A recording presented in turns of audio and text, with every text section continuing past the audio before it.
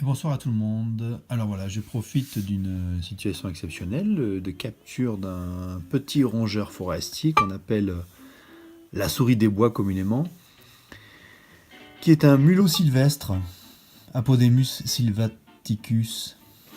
Voilà, un petit rongeur de la taille de... Bon, ça fait à peu près entre 8 et 11 cm depuis la tête jusqu'à l'arrière-train et la petite queue qu'on voit ici entre 8 et 11 cm. Voilà, donc c'est une petite souris des bois qui se nourrit de graines, de petits vers, de petits insectes, etc. Qui est très intéressant dans le développement de la forêt puisque c'est un animal qui participe à la mycorhisation, donc au développement des champignons dans la litière, dans l'humus.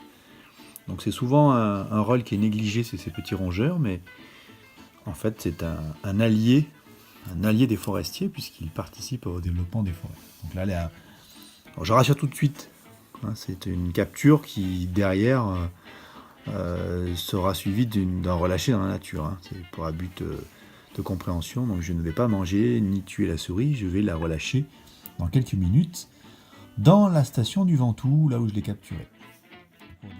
Puisque demain j'ai une intervention avec une école autour de Carpentras, Ville-sur-Ozon, Malmort-du-Comtat, je pense aux enfants avec qui je vais travailler demain, et on doit parler de proie et prédation.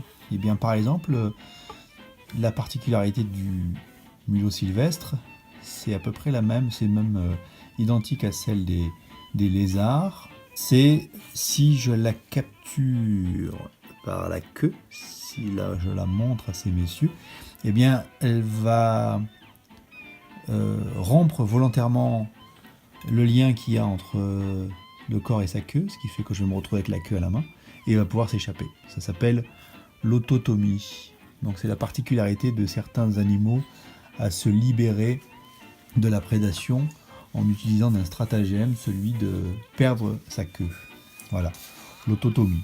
C'est assez rigolo hein, comme terme. L'autotomie, c'est un réflexe nerveux spécifique.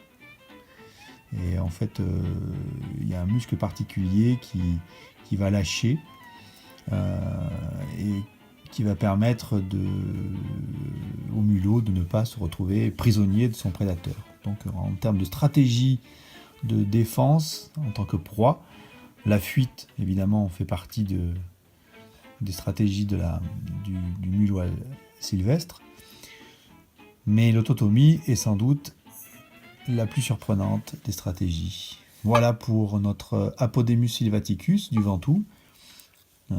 Celui-là il vit à l'année autour de mon chalet à 1400 mètres d'altitude, et là il est, je pense, un petit peu fatigué et il irait bien faire un petit tour pour se reposer là où je l'ai récupéré. Voilà pour la petite rencontre avec la souris des bois. Merci à vous.